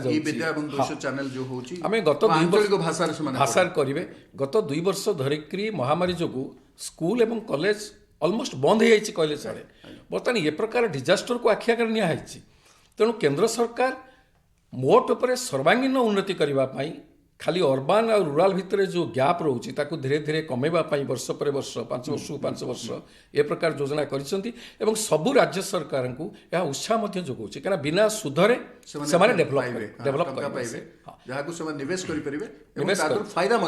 एवं स्टेट लेवल रे जो प्राइवेट सेक्टर माने अच्छी से बैकअप देवे ये कम करने गोटे आंचलिक जदि आम लोकाल एरिया गोटे प्राइवेट सेक्टर रहा से जाकि गाँव अंचल बेसी भल कम कर तेणु आगुरी कहला गोटे अंचल गोटे उत्पाद सी सुविधा वन डिस्ट्रिक्ट वन प्रोडक्ट जोटा गवर्नमेंट ऑफ इंडिया कहते सेटा केते दूर एफिशिएंटली काम होची से तो एपंत देखा ही पारुनी किंतु फोकसटा रही सेटा 2-3 वर्ष धरिकी वन डिस्ट्रिक्ट वन प्रोडक्ट रही जदि यही कार्यक्रमटा आसो ताहले भित्तिभूमि विकास घटिले गोटे डिस्ट्रिक्ट गोटे प्रोडक्ट हो पार कौटी कैश क्रॉप होची कौटी क्रॉप होची कौटी हैंडलूम्स होची प्रमाण होचंती निजे अर्थमंत्री जे माने ओडिसी साड़ी पिंधिकरी अभिभाषण देथिले तो तार लोकप्रियता से साड़ी रो तै जणी दोची से उत्पाद जदि ठीक भाव में पहुंची परला केते लोकप्रिय हेई पारि आपण जदि जाजपुर गोपालपुर देखिबे जोठी पाखापाखि 700 बुणाकार अछंती 300-400 वर्ष धरिके आस्तले से माने बेंगलुरु से बर्तमान गोटे ब्रांड तैयारी करछि जदि माणिया बंधु आमर जाजपुर जदि देखिबे से गोटे सारा भारत कहीं भारत बाहर गोटे संबलपुरी हला सोनपुरी हला इत्यादि एवं से पिला माने जो माने महाजन द्वारा शोषित होउतिले से माने सेठिकार युव बुणाकार माने वर्तमान ऑनलाइन ने तांको जिनिस को लेकर सिंगापुर पहुंचलेनी निकट अतीत आम देखी विद्या बालन बॉलीवुड से आम माणिया बंधु साड़ी पिंधिक इनागुरेसन करुँच तेणु ये सब भित्तिभूमि तैयारी हो गले डिजिटल इंडियाटा जोड़ी हो गले ये सब सहज हो किसी असुविधा मार्केटा मार्केट वाइड तो सी आउ जो स्थानीय भाव में बिक्री करते सेटा न करिक से सर्वभारतीय स्तर में दरकार पड़े अंतर्जातीय स्तर में एपरिक जो प्लाटफर्म डिजिटल प्लाटफर्म आप देखिए अमेजन फ्लिपकार्ट एमाने आमर ओडिशार रत्नगिरी जो पथर काम तैयारी होची अमेजन आसिक से पहुंची गलानी अमेजन से एमओयू साइन करी जाजपुर रत्नगिरी पथर मूर्ति को लेकर सिंगापुर पहुंचे सारे एवं अमेजन तो बहुत लाभ करछि छोट छोट जो माने हमर महिला माने जे गोटे छोटिया सेल्फ हेल्प ग्रुप करथिले तांको प्रोडक्ट मध्ये से माने नेकी बिक्री करछन्ती ता मध्ये हमें देखियो को पाउछु आपनकर जो सेल्फ हेल्प ग्रुप रो जो एसोसिएशन रही क्लस्टर रही से माने भी धीरे धीरे डिजिटल मार्केट को गलेनी एवं विशेष कर मिशन शक्ति कथा ओडिसा रे एठी देखिबे मिशन शक्ति हाट बर्तमान केतरा जिलार आरंभ हम जमी आम दिल्ली में देखी दिल्ली हाट सबू राज्यर जिनस आम पाँच खाद्य पाँच बर्तमान आसंता वर्ष भितर मिशन शक्ति ସେଇ ପ୍ରକାର ଏସ୍ଏଚଜି ଗ୍ରୁପକୁ ନେଇକି ହାଟ ତିଆରି କରିବ ଏବଂ କେତେଟା ଚୁଡ଼ା ଜିଲ୍ଲାରେ। ବୁଢୀ ଇତ୍ୟାଦି ପ୍ରଡକ୍ଟ ବର୍ତ୍ତମାନ ଆମେ ଦେଖୁଛୁ ମଲ୍ ମାନଙ୍କରେ ମଧ୍ୟ ବଡ ବଡ ଏଫଏମସିଜି ଦୋକାନ ଏବଂ ମାନଙ୍କରେ ଯେତେ ଡିଷ୍ଟ୍ରିକ୍ଟ ଲେବୁଲ ମେଳା ହଉଛି ଏଇ ମହିଳାମାନଙ୍କର ଜିନିଷ ସେଠି ସବୁଠୁ ବେଶୀ ବିକ୍ରି ହଉଛି। ଯୋଉ ଜିନିଷ ଗୁଡାକ ବିଲକୁଲ ବିଲୁପ୍ତ ପାଇଯାଇଥିଲା ବର୍ତ୍ତମାନ ଦେଖିବେ ବଡ ଆଉ ବଡ ଥରେ ଜାଗାରେ revive ହଉଛି ରିଭାଇଭ ଏବଂ ହଉଛି, ବଡ ବଡ ଜାଗାରେ ଦେଖିବେ ସେଇ ଟ୍ରାଡିସନାଲ ଜିନିଷକୁ ପୁଣି ଆସିକି ରହିଲାଣି। ଆଉ ଦେଖିବେ ନା ଆପଣ ଆଉ ଯୋଉ ଆଗରୁ ଯେମିତି ଭାବୁଥିଲେ କେବଳ ଖାଦ୍ୟ ବସ୍ତ୍ର ବାସଗୃହ ହେଇଗଲା ଆମର ବେସିକ ରିକ୍ୱାରମେଣ୍ଟ ପୁରା ହେଇଗଲା, ସେଇଟା ନୁହେଁ। ବର୍ତ୍ତମାନ ସବୁଆଡେ ଦେଖିବେ ନୋବେଲ ପ୍ରାଇଜ ବି ଯେ ପାଇছে କମ୍ୟୁନିକେସନ, ଇଫେକ୍ଟିଭ କମ୍ୟୁନିକେସନ ତ ସବୁ ପ୍ରକାର ସେଇଗୁଡାକ ସୁବିଧା ରହିଲେ ଲୋକମାନଙ୍କ ଜିନିଷ ହିଁ ପହଞ୍ଚି ପାରିବ। ଯୋଉଟା ସାର୍ କହୁଥିଲେ ବର୍ତ୍ତମାନ ଯେ ଦେଖନ୍ତୁ ଆମେ ଯୋଉ କନସେନ୍ଟ୍ରେଟ୍ କରିକି ରହିଯାଉଛନ୍ତି ଯେ ଗୋଟେ ମାନେ ସିଟି ଉପରେ କନସେନ୍ଟ୍ରେସନ୍ ଯୋଉଟା ଅଧିକା ଆସିଯାଉଛି ତାପରେ ବହୁତ ଗୋଟେ ପ୍ରୋବ୍ଲେମ୍ ରହୁଛି। ଆପଣ ଗୋଟେ ଛୋଟିଆ ଉଦାହରଣ ଦେଉଛି, ଦେଖନ୍ତୁ ଆପଣ ବାଙ୍ଗାଲୋର ସିଟି ଦେଖନ୍ତୁ, ଚେନ୍ନାଇ ଦେଖନ୍ତୁ, ହାଇଦ୍ରାବାଦ ଦେଖନ୍ତୁ, ପ୍ରାୟତଃ ତାଙ୍କ ଷ୍ଟେଟ୍ର ଜିଡିପି ସେଟା 60-70% କେବଳ ଗୋଟେ ସିଟ୍ ଗୋଟେ ଷ୍ଟେଟ୍ ଗୋଟେ ସିଟିକି କଣ୍ଟ୍ରିବ୍ୟୁଟ୍ କରୁଛି। ମୁମ୍ବାଇରେ 80% ପାଖାପାଖି ସେ କଣ୍ଟ୍ରିବ୍ୟୁଟ୍ କରୁଛି। ତାର ଅର୍ଥ ହେଲା ଯେ ଆମେ ଦେଖୁଛନ୍ତି ଯେ ସେଇଠି ଆସି କନସେନ୍ଟ୍ରେସନ୍ ବହୁତ ହେଉଛି। ଯଦି ଏଇସବୁ ସୁବିଧା ଗୁଡ଼ା ରହିଗଲା ତାହେଲେ ଗାଁ ଗଣ୍ଡା ମାନେ ମଧ୍ୟ ବହୁତ ଭାବରେ କନସେନ୍ଟ୍ରେସନ୍ କରିପାରିବେ। ଆଉ ଗୋଟେ ଗାଁରେ ବର୍ତ୍ତମାନ କ'ଣ ନା ଗ୍ରାମମାନଙ୍କରେ ଯୋଉଟା ସାର୍ କହୁଥିଲେ ବର୍ତ୍ତମାନ ଯେ ମିଶ୍ର ସାର୍ କହୁଥିଲେ ଯେ ଆପଣ ଦେଖିବେ ସେଠି ଆମର ଲ୍ୟାଣ୍ଡ ଫ୍ରାଗମେଣ୍ଟେସନ୍ ହେଇଯାଇଛି। ଆମେ ଆଡଭାନ୍ସ ଟେକ୍ନୋଲୋଜି କ୍ଷୁଦ୍ର ଆଡଭାନ୍ସ ଟେକ୍ନୋଲୋଜି ସେଠି ମଧ୍ୟ ୟୁଜ୍ କରିପାରିଲେ। ଗୋଟେ ଡେଭଲପ କଣ୍ଟ୍ରିରେ 2-3% ଲୋକ ଏଗ୍ରିକଲଚର ସେକ୍ଟରରେ ସେମାନେ କାମ କରିକି କଣ୍ଟ୍ରି ତାଙ୍କ ଦେଶକୁ ପୁରା ଖାଇବା ସହିତ ବିଦେଶକୁ ମଧ୍ୟ ଅନେକ ଭାବରେ ସେମାନେ ଦେଖୁଛନ୍ତି। ମିଲେଟ୍ ମିଶନ ଯେ ଦେଖିବେ ଯୋଉଟା ଆପଣ କହିଲେ ମିଲେଟ୍ ମିଶନ, ଆପଣ ବର୍ତ୍ତମାନ ଯୋଉ ମିଲେଟ୍ରୁ ବର୍ତ୍ତମାନ ଫାଷ୍ଟଫୁଡକୁ ଛାଡ଼ିକିରି ମିଲେଟ୍ ଖାଦ୍ୟକୁ ଖାଇବା ପାଇଁ ଲୋକଙ୍କର ଆପଣ ଯେକୌଣସି ଜାଗାକୁ ଯାଆନ୍ତୁ ଦେଖିବେ ବେଶୀ ଭିଡ଼ ରହୁଛି ସେଠି। ଏବଂ ସେଇ ଯୋଉ ସେଲ୍ଫ ହେଲ୍ପ ଗ୍ରୁପ୍ ମିଲେଟ୍ରେ କାକରା ତିଆରି କରୁଛି, ସୁପ୍ ତିଆରି କରୁଛି, ବିଭିନ୍ନ ଭେରାଇଟି ତିଆରି କରୁଛି, ସେମାନେ ଫୁଲବାଣୀରୁ ଆସିଛନ୍ତି। ମାନେ କନ୍ଧମାଳ ଜିଲ୍ଲାରେ ହେଉଛନ୍ତି ବିଶେଷ କରିକି ସେଲ୍ଫ ହେଲ୍ପ ଗ୍ରୁପ୍ ମାନେ ଆମର ଆଦିବାସୀ ମହିଳାମାନେ ସେଥିରେ ଏକ୍ସପର୍ଟାଇଜ କରିଛନ୍ତି, ସ୍କିଲ୍ ଡେଭଲପ କରିଛନ୍ତି। ଡକ୍ଟର ମିଶ୍ର ଆମେ ଇଏ କହିଛନ୍ତି କୃଷି ଆମର ଅର୍ଥମନ୍ତ୍ରୀ ଯେ ଯୋଉ ଆକାଂକ୍ଷୀ ଜିଲ୍ଲା ଗୁଡ଼ିକ ତାଙ୍କର କାର୍ଯ୍ୟକଳାପରେ ବହୁତ ଭଲ ପ୍ରୋଗ୍ରେସ କରିଛନ୍ତି। ଏଇଟା ଗୋଟେ ସ୍ୱତନ୍ତ୍ର ଭାବରେ ଦୃଷ୍ଟି ଦେଲେ ଯେ କିଛି ଅଞ୍ଚଳ ପଛୁଆ ହେଇକି ରହିଯାଇଛି। ଏଥିରେ ମଧ୍ୟ ପଛୁଆ ବ୍ଲକ ଗୁଡ଼ିକର ଏବଂ ସୀମାନ୍ତ ଗ୍ରାମ ଗୁଡ଼ିକର ବିକାଶ ପାଇଁ ପ୍ରଚେଷ୍ଟା କରାଯାଇଛି। ତା ଛଡ଼ା କୃଷି ଭିତ୍ତିକ ଜଙ୍ଗଲ ଓ ଘରୋଇ ଜଙ୍ଗଲ ସୃଷ୍ଟି ପ୍ରୟାସ ମଧ୍ୟ ପ୍ରୋତ୍ସାହନ ଦିଆଯିବ। ୟାର ଅର୍ଥ ହେଉଛି ଯେ ଯେଉଁ ଅଞ୍ଚଳ ଗୁଡ଼ିକ ବିକାଶ ଠାରୁ ଦୂରରେ ରହିଛନ୍ତି ବା ଅନ୍ୟ ସହିତ ସମତାଳରେ ଚାଲି ପାରୁନାହାନ୍ତି ସେମାନଙ୍କୁ ମଧ୍ୟ ଆଣିବା ପାଇଁ ଗୋଟେ ପ୍ରଚେଷ୍ଟା ଆରମ୍ଭ ହୋଇଛି। ଯେତେବେଳେ ଆପଣଙ୍କର ଗୋଟେ ଡେଭଲପମେଣ୍ଟ ବା ଗୋଟେ ଉନ୍ନୟନ ପ୍ରକ୍ରିୟା ଚାଲେ, କିଛି ଅଞ୍ଚଳ କିଛି ବର୍ଗ ପଛରେ ପଡ଼ିଯାଆନ୍ତି, ତାଙ୍କୁ ମେନ୍ ଷ୍ଟ୍ରିମ୍କୁ ଆଣିବା ପାଇଁ ଗୋଟେ ସ୍ପେଶାଲ ଏଫର୍ଟ ଦରକାର। ସମସ୍ତଙ୍କ ପାଇଁ ଯେଉଁ ସୁବିଧା ଯାଇଛି ସେଇ ସୁବିଧା ଦିଆହେଲେ ବି ସମସ୍ତେ ସେ ସୁବିଧାକୁ ଉପଯୋଗ କରିବାର ଦକ୍ଷତା ନଥାଏ। ତେଣୁ ଯୋଉଠି କିଛି କିଛି ନ୍ୟାଚୁରାଲ ସମାନ ନୁହେଁ ଧର ଗୋଟେ ଅଞ୍ଚଳରେ ସେଠି ଗମନାଗମନ ସୁବିଧା ନଥିଲା, ସେଠି କ୍ଲାଇମେଟ ଫେଭରେବୁଲ ସବୁବେଳେ ନୁହେଁ, ବେଶୀ ବର୍ଷା ହେଉଛି କି ବଢ଼ି ହେଉଛି କି ବାତ୍ୟା ହେଉଛି, ସେଇ ଅଞ୍ଚଳରେ ସେ ଆକାଂକ୍ଷୀ ଜିଲ୍ଲା ଭିତରେ ସେ ଅଞ୍ଚଳ ଯାଉଛି କିନ୍ତୁ ସେ ଅଞ୍ଚଳର ଉନ୍ନୟନ ହେଇପାରୁନି। ବର୍ତ୍ତମାନ ଗୋଟେ ସ୍ପେଶାଲ ଫୋକସ୍ ସେଇ ଅଞ୍ଚଳକୁ ଦିଆଯିବ ଯେଉଁ ଅଞ୍ଚଳକୁ ଡେଭଲପ୍ କରିପାରିନି, ମାନେ ଗୋଟେ ଡେଭଲପ୍ଡ ଏରିଆ ଭିତରେ ଗୋଟେ ଅଣ୍ଡର ଡେଭଲପ୍ଡ ଏରିଆ ରହିଯାଇଛି, ସେଇଠି ତାକୁ ସ୍ପଟ୍ ଆଉଟ୍ କରିକିରି ତାକୁ ସ୍ପେଶାଲ ଆଟେନସନ୍ ଦିଆଯିବ, ବିଶେଷ ଭାବରେ ତା ଉପରେ ଦୃଷ୍ଟି ଦିଆଯିବ, ହେଲେ ସେ ଉନ୍ନତି କରିବ। ଯେମିତି ଆପଣଙ୍କର 5ଟି ପିଲା ଭିତରୁ ଗୋଟେ ପିଲା ରୁଗ୍ଣ ହେଇଗଲା, ସମସ୍ତଙ୍କୁ ଯାହା ଖାଇବାକୁ ଦିଆହେଉଛି ତାଙ୍କୁ ଯଦି ସେ ଖାଇବାକୁ ଦିଆଯାଏ ତାହେଲେ ତାର ସ୍ୱାସ୍ଥ୍ୟ ପରିବର୍ତ୍ତନ ହେବ। ତାକୁ ଟିକେ ଅଧିକା ନ୍ୟୁଟ୍ରିୟସ୍ ଫୁଡ୍ ଦେବା ଦରକାର, ଫଳ ଟିକେ ଦରକାର କି କ୍ଷୀର ଟିକେ ଦରକାର। ଏଇ ଟ୍ରିଟମେଣ୍ଟ ବର୍ତ୍ତମାନ ଦରକାର ଆକାଂକ୍ଷୀ ଜିଲ୍ଲାରେ ଯେଉଁ ଅଞ୍ଚଳ ରହିଯାଇଛି ଅନୁନ୍ନତ ହେଇକରି, ସେଇଥିପାଇଁ ଏଇଟା କରାଯାଇଛି। ଏଇଟା ଗୋଟେ ମାନେ ସାମଗ୍ରିକ ବିକାଶ କରିବ। ସାମଗ୍ରିକ ବିକାଶ ହେଉଛି ବିକାଶରେ ଯେଉଁମାନେ ପଛରେ ପଡ଼ିଗଲେ ନିଜର ଭୁଲ ଯୋଗୁଁ ନୁହେଁ, ଅନ୍ୟାନ୍ୟ ଅସୁବିଧା ଯୋଗୁଁ, ଏକ୍ସଟର୍ନାଲ ଫ୍ୟାକ୍ଟର ଯୋଗୁଁ। ଆଉ ଯୋଉ ଦୁଇଟା ଗୋଟିଏ ଜିଲ୍ଲାରେ 17ଟି ଆସ୍ପିରେସନାଲ ଜିଲ୍ଲା ରହିଛି, ଯୋଉଟା କହୁଥିଲେ ଆପଣଙ୍କର ଯୋଉ ଗଙ୍ଗା ଯୋଉ 5ଟି ରାଜ୍ୟ ତା ପାଖରେ ଯୋଉମାନେ ପାଇବେ ସେଥିରେ ଜଳସେଚନ ସୁବିଧା, ସେଇଭଳି ଆଉ ଗୋଟେ ବଡ ଜିନିଷ ହଉଛି ନଦୀ ସଂଯୋଗୀକରଣ। ଅଟଳ ବିହାରୀ ବାଜପେୟୀ ପ୍ରଧାନମନ୍ତ୍ରୀ ଥିଲା ଦିନଠୁ ଆମେ ସେ ବିଷୟ ଶୁଣି ଆସୁଛେ। ତେଣୁ ୟାକୁ ବର୍ତ୍ତମାନ ଯୋଉ ଏଥିରେ ପ୍ରଥମ ଅବସ୍ଥାରେ ଗୋଟିଏ 2ଟି ନଦୀ କଥା ଅଛି, ତାପରେ 5ଟି ନଦୀକୁ ଏକାଠି କରିବାର ଅଛି।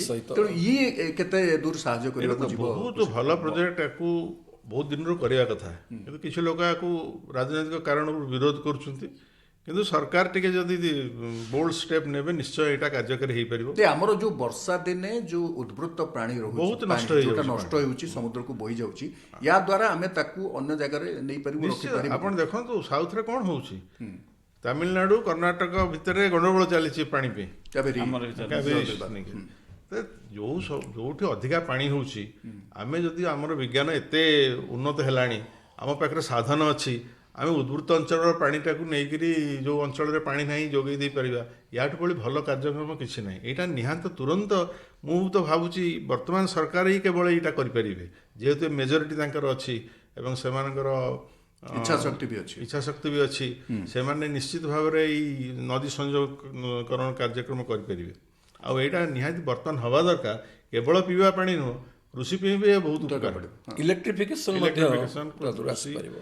ସେଇଟା ତ ଭିତ୍ତିଭୂମି ହେଲା ବର୍ତ୍ତମାନ। ଦେଖନ୍ତୁ ଆମେ ଯଦି ବର୍ତ୍ତମାନ କ'ଣ କହୁଥିଲେ ନା, ଆମର କର୍ଣ୍ଣାଟକ ତାମିଲନାଡୁ କଥା ହୁଅନ୍ତୁ, ଓଡ଼ିଶାରେ ଛତିଶଗଡ଼ ମଧ୍ୟରେ ଦେଖିଛନ୍ତି ବହୁତ ସମୟରେ ହଁ, ଆମେ ଯଦି ଦେଖୁଛନ୍ତି ଯେତେବେଳେ ପାଣି ଅଧିକା ହେଉଛି ଆମର ପଳେଇ ଯାଉଛି। ଯଦି ସେଇଟା ଯଦି ଆମେ ଖାଲି ରେଭିନ୍ୟୁ ଏକ୍ସପେଣ୍ଡିଚର ନ କରିକି ସେଇ ହିସାବରେ ଯଦି କ୍ୟାପିଟାଲ ଏକ୍ସପେଣ୍ଡିଚର ବେଶୀ ମାତ୍ରାରେ ଧ୍ୟାନ ଦେଇଥାନ୍ତା, ତାହେଲେ ଆଜି ଆମେ ଏଇଠି ପାଣି ବ୍ଲକ୍ କରିପାରିଥାନ୍ତୁ। ବର୍ତ୍ତମାନ ଆମେ ଏତେ ଦିନ ପରେ ଯେଉଁଟା ଚିନ୍ତା କରିଛନ୍ତି ସେଇଟା ଯଦି ପୂର୍ବରୁ ଚିନ୍ତା ହେଇଥାନ୍ତା ତାହେଲେ ଏଇଠି ପାଣି ବ୍ଲକ୍ ହେଇକି ଏଇଠି ପାଣି ରହିପାରିଥାନ୍ତା, କିନ୍ତୁ ଆମେ ତାପରେ ଖର୍ଚ୍ଚ କରିପାରିନାହାନ୍ତି। କାରଣ ଏଗୁଡ଼ା ସବୁ ହ୍ୟୁଜ୍ ଇନଭେଷ୍ଟମେଣ୍ଟ, ଗୋଟେ ବହୁତ ବଡ଼ ମାତ୍ରାରେ ବଡ଼ ଇନଭେଷ୍ଟମେଣ୍ଟ। ସେ ଇନଭେଷ୍ଟମେଣ୍ଟକୁ କରିବାକୁ ହେଲେ କିଛିଟା ଜିନିଷକୁ ସାକ୍ରିଫାଇସ୍ କରିବାକୁ ପଡ଼ିବ, ବା ଅର୍ଥନୈତିକ ବ୍ୟବସ୍ଥାରେ ଗୋଟେ ବହୁତ କିଛି ସୁଧାର କରିବାକୁ ପଡ଼ିବ, ଏବଂ ଯେଉଁ ନୀତି ନିୟମ ଅଛି ତା ଭିତରେ ମଧ୍ୟ ବହୁତ କିଛି ସୁଧାର କରିବାକୁ ପଡ଼ିବ। ଆମର ତ କହୁଛନ୍ତି ସିନା ଫିସ୍କାଲ ଡେଫିସିଟ୍ ବଢ଼ିଛି କି ଆମେ ତାକୁ କଣ୍ଟ୍ରୋଲରେ ରଖୁଛନ୍ତି, କିନ୍ତୁ ଦେଖନ୍ତୁ ବହୁତ ସମୟରେ ଆମେ ଏଇ ସମୟରେ ଏଇ ଯେଉଁ ପର୍ଟିକୁଲାର ଏଇ ଯେଉଁ ବଜେଟରେ ବି ଦେଖିଛନ୍ତି ସାଧାରଣ ଲୋକଙ୍କୁ ଡାଇରେକ୍ଟଲି ମଧ୍ୟ ବହୁତ ବେନିଫିଟ୍ ଦିଆଯାଇଛି। ସାଧାରଣ ଲୋକ ଦେଖନ୍ତୁ, ଆପଣ ଯେଉଁ ପ୍ରଧାନମନ୍ତ୍ରୀ ଗରିବ କଲ୍ୟାଣ ଅନ୍ନ ଯୋଜନା 80 କୋଟି ଯେଉଁଭଳି ଭାବରେ ଆମେ ପ୍ରଥମେ 9 ମାସ ଏବଂ ତାପରେ ପୁଣି ବଢ଼ା ହେଲା ହେଇକରି 2 ବର୍ଷ ଧରିକିରି ଦିଆଯାଇଛି ସେମାନଙ୍କୁ ଖାଦ୍ୟ ସୁରକ୍ଷା। ବର୍ତ୍ତମାନ ଆପଣ କହୁଥିଲେ ବି ମନରେଗା କଥା, ଆପଣ ଦେଖନ୍ତୁ ନା ବଜେଟେଡ୍ ଏଷ୍ଟିମେଟ୍ ବା ବଜେଟେରୀ ଏଷ୍ଟିମେଟ୍ ଯେତିକି ଥାଏ ତାପରେ ରିଭାଇଜ୍ ଏଷ୍ଟିମେଟ୍ ଦେଖେ ସବୁବେଳେ ବହୁତ ଫରକ। ରେଲୱେ କଥା ଦେଖନ୍ତୁ, ରେଲୱେରେ ଆମେ ପ୍ରାୟତଃ ପୂର୍ବ ବର୍ଷ 93,000 କୋଟି ଟଙ୍କା ପାଖାପାଖି ଥିଲା, କିନ୍ତୁ ଫାଇନାଲ ରିଭାଇଜ୍ ଏଷ୍ଟିମେଟ୍ କହୁଛି 1,20,000 କୋଟି ଟଙ୍କା ପାଖାପାଖି। ଏ ବର୍ଷ 1,40,367 କୋଟି ଟଙ୍କା ପାଇଁ ଏ ବର୍ଷ ହେଲା 1,20,000 1,40,000 ପ୍ରାୟତଃ 17%। ଏବଂ ଆମେ ଯେଉଁ କଥା କହୁଥିଲେ ଏଥିରେ ଯେଉଁ ରହିଛି ବନ୍ଦେ ଭାରତରେ ସେମାନେ କରିବେ ଲୁହା ବ୍ୟବହାର ନ କରି ଆଲୁମିନିୟମ ବ୍ୟବହାର କରିବେ, ତା ଦ୍ୱାରା ଆଲୁମିନିୟମ ସେକ୍ଟର ମଧ୍ୟ ବହୁତ ବେନିଫିଟ୍ ପାଇବ। ତା ଦ୍ୱାରା ସେଗୁଡ଼ା ସବୁ ଲିଙ୍କ୍ଡ କାମ ହେଉଛି ଯେ ଆଲୁମିନିୟମ ସେକ୍ଟର ବି ବେନିଫିଟ୍ ପାଇଲା। ଲିଙ୍କ୍ଡ ହେଲା ମାନେ ଦେଖନ୍ତୁ କୌଣସି ଗୋଟେ ବଡ଼ ଇନଭେଷ୍ଟମେଣ୍ଟ କରାଯାଏ ସରକାରଙ୍କର ଗୋଟେ ଲକ୍ଷ୍ୟ ଅଛି ତାକୁ ବ୍ୟାକୱାର୍ଡ ଲିଙ୍କେଜ୍ ଇଫେକ୍ଟ ଆଉ ଫରୱାର୍ଡ ଲିଙ୍କେଜ୍, ମାନେ ଦୁଇ ପ୍ରକାର ଲିଙ୍କେଜ୍ ଯଦି ହେଲା ତାହେଲେ କ'ଣ ହେବ ନା ସବୁ ସେକ୍ଟର ଗୁଡ଼ାକ ଡାଇରେକ୍ଟଲି ବେନିଫିଟ୍। ଏବଂ ଯେଉଁ 2,000 କିଲୋମିଟର କବଚ ନେଟୱାର୍କ ଭିତରେ ଆସିବ ସେ ଏତେ ସୁରକ୍ଷିତ ହେବ ଯେ ଯାତ୍ରୀମାନେ ସମ୍ପୂର୍ଣ୍ଣ ସୁରକ୍ଷାର ସହିତ ଯାତାୟାତ କରିପାରିବେ, ସମ୍ପୂର୍ଣ୍ଣ ସୁରକ୍ଷା ସହିତ ଯାତାୟାତ କରିବେ। ଗୋଟେ କଥା ଦେଖନ୍ତୁ ନା, ଗୋଟେ ଲାଇଫ୍ ଗୋଟେ ପ୍ରିସିୟସ୍ ଗୋଟେ ହେଉଛି। ଆମ ଏଠି ମାନେ ଅନେକ ଅଣ୍ଡର ଡେଭଲପଡ କଣ୍ଟ୍ରିଜ ଦେଖିବେ ତାଙ୍କ ଲାଇଫର ଭ୍ୟାଲୁଟା ବହୁତ କମ୍। ଆପଣ ବି ଜାଣିଛନ୍ତି ଗତ କିଛି ବର୍ଷ ହେଲାଣି ସରକାର ଆସିଲା ପରେ ତାଙ୍କର ଆମେ ନୂଆ ରେଳ ଲାଇନ୍ କରିବୁ ବା ନୂଆ ରେଳଗାଡ଼ି ଚଲେଇବୁ ତା ଅପେକ୍ଷା ଯାହା ଅଛି ତାକୁ କେମିତି ସୁଦୃଢ଼ କରିବୁ, ସେ ନେଟୱାର୍କକୁ ଷ୍ଟ୍ରେଙ୍ଗଥେନ୍ କରିବୁ, ସେଇଟା ପାଇଁ ବେଶୀ ଗୁରୁତ୍ୱ ଦିଆଯାଉଛି। ଆଉ ତା ସହିତ ଫ୍ଲାଇଟ୍ କରିଡୋର ଉପରେ ବି ଗୁରୁତ୍ୱ ଦିଆଯାଇଛି। ଫ୍ଲାଇଟ୍ କରିଡୋର ଆମର ବର୍ତ୍ତମାନ ଧରାଯାଉ ଆମ ଏଇ ଓଡ଼ିଶା ଅଞ୍ଚଳ ଦେଖିବାକୁ ଗଲେ ତାହେଲେ ଆମର ଗୋଟେ ଆମର ଖଡ଼ଗପୁର ପାଖରୁ ଆରମ୍ଭ କରି ବିଜୟନଗର ପର୍ଯ୍ୟନ୍ତ ଗୋଟେ ଫ୍ଲାଇଟ୍ କରିଡୋର। ସେ ଫ୍ଲାଇଟ୍ କରିଡୋର ତାମାନେ ବିପଦ ମହାବିପଦ ଯେତେ ସବୁ ଆସେ ତା ସମୟ ମଧ୍ୟରେ ସେଗୁଡ଼ାକ ଷ୍ଟ୍ରଙ୍ଗ ନେଟୱାର୍କ କରାଯାଉଛି ଯେଉଁଟାକି ଲୋକମାନଙ୍କ ପାଖରେ ଠିକ୍ ଭାବରେ ପହଞ୍ଚି ପାରିବ ଏବଂ ଜିନିଷ ଗୁଡ଼ାକ ଠିକ୍ ଭାବରେ ମାର୍କେଟରେ ପହଞ୍ଚି ପାରିବ। ସାର୍ ଯେଉଁ କଥା କହୁଥିଲେ ବର୍ତ୍ତମାନ ଆମେ ମାର୍କେଟ ସେ ପ୍ରଡକ୍ସନ କରୁଛନ୍ତି, କିନ୍ତୁ ପ୍ରଡକ୍ସନଟାକୁ ଗୋଟେ ଜାଗାରେ ପହଞ୍ଚିଲେ ସେମିତି ତାଙ୍କର ଅର୍ଥ ଇନକମ୍ ଆସିବ। ଯଦି ପହଞ୍ଚି ନପାରିବ ତାହେଲେ ଇନକମ୍ କେଉଁଠି ଆସିବ? ତେଣୁକରି ଏଗୁଡ଼ା ହେଲା ଲଙ୍ଗ ଟର୍ମ ପ୍ରସ୍ପେକ୍ଟରେ କରାଯାଉଛି। ଆମକୁ ଟ୍ରାନ୍ସଫର୍ମ କରିବାକୁ ପଡ଼ିବ, ଆମକୁ ରିଫର୍ମ କରିବାକୁ ପଡ଼ିବ ଏବଂ ଆମେ ଧୀରେ ଧୀରେ ପରଫର୍ମ କରିକି ଭାରତର ଅବସ୍ଥା ବ୍ୟବସ୍ଥାଟାକୁ ଆଗକୁ ନେଇଯିବାକୁ ପଡ଼ିବ। ଆଉ ଗୋଟେ ଯେତିକି ଇନକମ୍ ଟ୍ୟାକ୍ସ ସେ କଥା କହୁଥିଲେ, ଆମେ ତ ସରକାର ତ ବହୁତ କୋହଳ କରିସାରିଲାଣି। ଦେଖିବେ ଟ୍ୟାକ୍ସ ଫ୍ୟାକ୍ସ ଉପରେ ବହୁତ ମାନେ କୋହଳ, ଆମର ଯେଉଁ ଟ୍ୟାକ୍ସ ଟେରୋରିଜିମ୍ ଯେଉଁ ଥିଲା ସେଗୁଡ଼ାକ ଆଉ ନାହିଁ। ସେଟା ପାଇଁ ତାପରେ ଆମେ ସେ କ୍ଷେତ୍ରକୁ ଆସିବା। ମୁଁ ସେ ନାୟକ ପାଖକୁ ଯିବି ବର୍ତ୍ତମାନ। ସେ ତ ନାୟକ ଆମେ ଯେଉଁ ଏଇ ଯେଉଁ ଗମନାଗମନର ଉନ୍ନତି ପାଇଁ ରେଳ, ସଡ଼କ, ବିମାନପଥ ଏବଂ ଜଳପଥ ଯାହାକୁ କୁହାଯାଉଛି ମଲ୍ଟିମୋଡାଲ ବା ବହୁସ୍ତରୀୟ ଯୋଗାଯୋଗ ବ୍ୟବସ୍ଥା, ତା ସହିତ ସୌର ଅଣପାରମ୍ପରିକ ଶକ୍ତି କ୍ଷେତ୍ରକୁ ମଧ୍ୟ ଗୁରୁତ୍ୱ ଦିଆଯାଇଛି। ଏପଟେ ଆପଣଙ୍କର କର୍ପୋରେଟ୍ ଟ୍ୟାକ୍ସ କମାଯାଇଛି ଏବଂ ଷ୍ଟାର୍ଟଅପ୍କୁ ମଧ୍ୟ ଟିକସ ରିହାତି ଦିଆଯାଇଛି। ତାମାନେ ଗୋଟେ ଗ୍ରୋଥ ଓରିଏଣ୍ଟେଡ୍ ଅଭିବୃଦ୍ଧି ସୂଚକ ଏବଂ ଅର୍ଥନୀତିକୁ ଏ ମହାମାରୀ ପରେ ତୀବ୍ର ଗତିରେ ଆଗେଇ ନେବା ପାଇଁ ଗୋଟେ ପ୍ରୟାସ ଆରମ୍ଭ ହେଇଛି, ଯେଉଁଥିପାଇଁ ହୁଏତ ଏଇଟା ଗୋଟେ ପପୁଲିଷ୍ଟ ବଜେଟ୍ ନୁହଁ।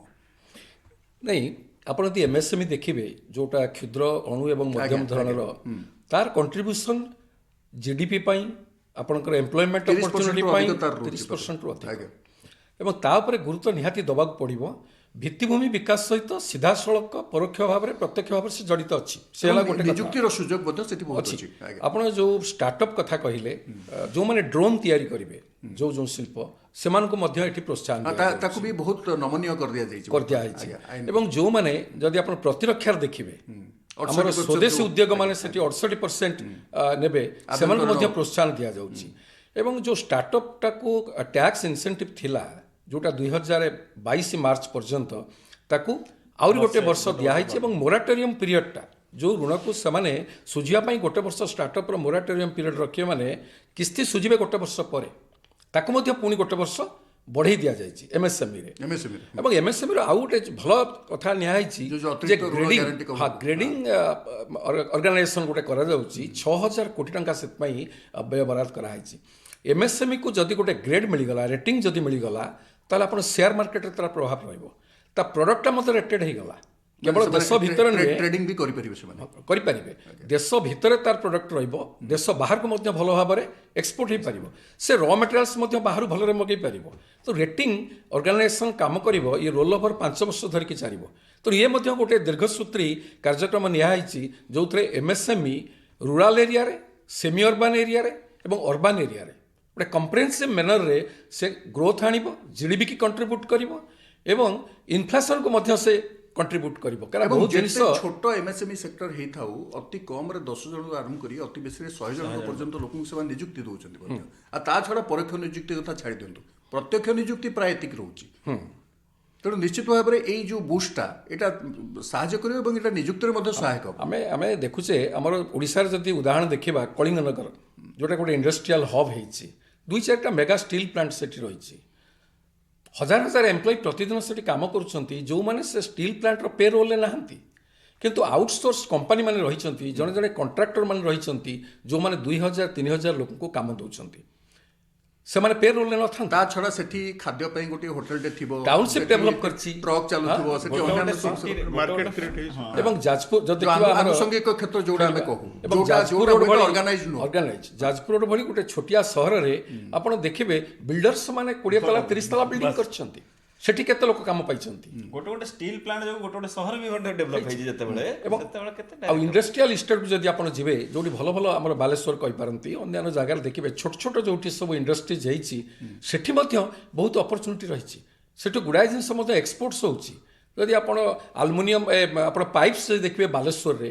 ଓରିପ୍ଲାଷ୍ଟ ହରିପ୍ଲାଷ୍ଟ ଏସବୁ ଗୋଟେ ଗୋଟେ ମିଡ଼ିୟମ ସ୍କେଲ୍ ଇଣ୍ଡଷ୍ଟ୍ରି କିନ୍ତୁ ସେମାନେ 4-5ଟା ରାଜ୍ୟକୁ ସେଇ ସବୁ ପ୍ରଡକ୍ଟକୁ ନେଇକରି ମାର୍କେଟରେ ଗୋଟେ ଲିଡର ଏବଂ ଗୋଟିଏ ଜିନିଷ ତ ଏହାର ଦୃଢ଼ ପ୍ରମାଣ ଯେ ଗୋଟେ ସମୟରେ ଆମେ କେବଳ ଦେଖୁଥିଲୁ ବାହାରୁ କିଛି ବଡ଼ ବଡ଼ କମ୍ପାନୀ ମାନେ ଏଇ ଯେଉଁ ପ୍ୟାକେଜ ଡ୍ରିଙ୍କିଂ ୱାଟର ଆପଣଙ୍କୁ ପିଇବା ପାଣି ଦେଉଥିଲେ ବର୍ତ୍ତମାନ ପ୍ରାୟ ସବୁ ସ୍ଥାନରେ ଗୋଟେ ଗୋଟେ ଡ୍ରିଙ୍କିଂ ଏଗୁଡ଼ାକ ଲୋକାଲି ତିଆରି ହେଲାଣି ଆଜ୍ଞା ଆଜ୍ଞା ଲୋକାଲି ତିଆରି ହେଲାଣି ଏବଂ ବେକରୀ ପ୍ରଡକ୍ଟସ୍ ଏବଂ ଏଇ ଡ୍ରିଙ୍କିଂ ୱାଟର ଏଇଟା ସବୁ ଜାଗାରେ ବର୍ତ୍ତମାନ ପ୍ୟାକେଜ ୱାଟର ବର୍ତ୍ତମାନ ପିଇବା ପ୍ରାୟ ଲୋକମାନେ ଆକ୍ସେପ୍ଟ କରିନେଲେଣି ଯୋଉଟାକି ବ୍ୟୟବହୁଳ ହେଉଛି ଲୋକଙ୍କ ପାଇଁ ଯାହାକୁ ଆଖିରେ ରଖିକି ସରକାର କରିଛନ୍ତି ଯେଉଁ ନାଇଁ ତା ପାଇଁ ସେଥିପାଇଁ ଯୋଉ ଲେଟର କି ଆସୁଥିଲା ବର୍ତ୍ତମାନ କମିକିରି 500 ହେଲା 250 Wastage କୁ କମାଗଲା। ମିଲିମିଟରର ମଧ୍ୟ ମିଲିଲିଟର ମଧ୍ୟ ମିଳୁଛି ତେଣୁ ଏଇଟା ମାର୍କେଟଟାକୁ ଏକ୍ସପାଣ୍ଡ କରିଦେଲା ଆମେ ଡକ୍ଟର ମିଶ୍ରଙ୍କୁ ପଚାରୁଛେ ଯେଉଁ ଗୋଟିଏ କଥା ଯେଉଁଟା ସମସ୍ତେ ସବୁବେଳେ ଦୃଷ୍ଟି ରଖିଥାନ୍ତି ଆମେ ପଢ଼ୁଥିଲୁ ଗୋଟେ ଆର୍ଟିକଲ ଯେ ଆମେ ଦେଖୁ ବଜେଟ୍ ମାନେ ଯେ ସିଗାରେଟର ଦର ବଢ଼ିଲା ଆଉ ଗୋଟିଏ ହେଉଛି ଯେ ନାନୀ ପାଲକିବାଲା ବ୍ରାବନ ଷ୍ଟାଡିୟମରେ କ'ଣ କହିଲେ କିନ୍ତୁ ତା ସହିତ ଆଉ ଗୋଟେ ଥାଏ ଯେ ସମସ୍ତଙ୍କ ପାଇଁ ଆୟକରରେ କ'ଣ ମିଳିଲା ସୁବିଧା ତେଣୁ ଯେତେବେଳେ ସରକାର ଦେଇନାହାନ୍ତି ଆପଣ ନିଜେ କହିଛନ୍ତି ଏଇଟା ପପୁଲିଷ୍ଟ ବଜେଟ୍ ନୁହଁ କାହିଁକି ଏଇଟା ଦିଆଯାଏ ମହାମାରୀ ପରେ ସମସ୍ତଙ୍କୁ ସୁବିଧା ସୁଯୋଗ ମିଳିଲା କିନ୍ତୁ ଯେଉଁ ମଧ୍ୟବର୍ଗ ସେମାନେ କିଛି ପାଇଲେନି ବୋଲି ଗୋଟେ କ୍ରିଟିସିଜମ୍ ହେଉଛି ସମାଲୋଚନା ହେଉଛି ଏବଂ ଆପଣ ଜାଣିଥିବେ ଯେ ପାର୍ଲାମେଣ୍ଟରେ କହିଲେ ଯେ 2 ପ୍ରକାରର ଭାରତ ଆମେ ଦେଖିବାକୁ ପାଉଛୁ ଗୋଟିଏ କିଛି ଲୋକଙ୍କୁ ସାହାଯ୍ୟ କରୁଛି ଅଳ୍ପ କିଛି ଲୋକ ମୁଷ୍ଟିମେୟଙ୍କୁ ଆଉ ଅଧିକ ଲୋକ ଅସୁବିଧାରେ ଅଛନ୍ତି।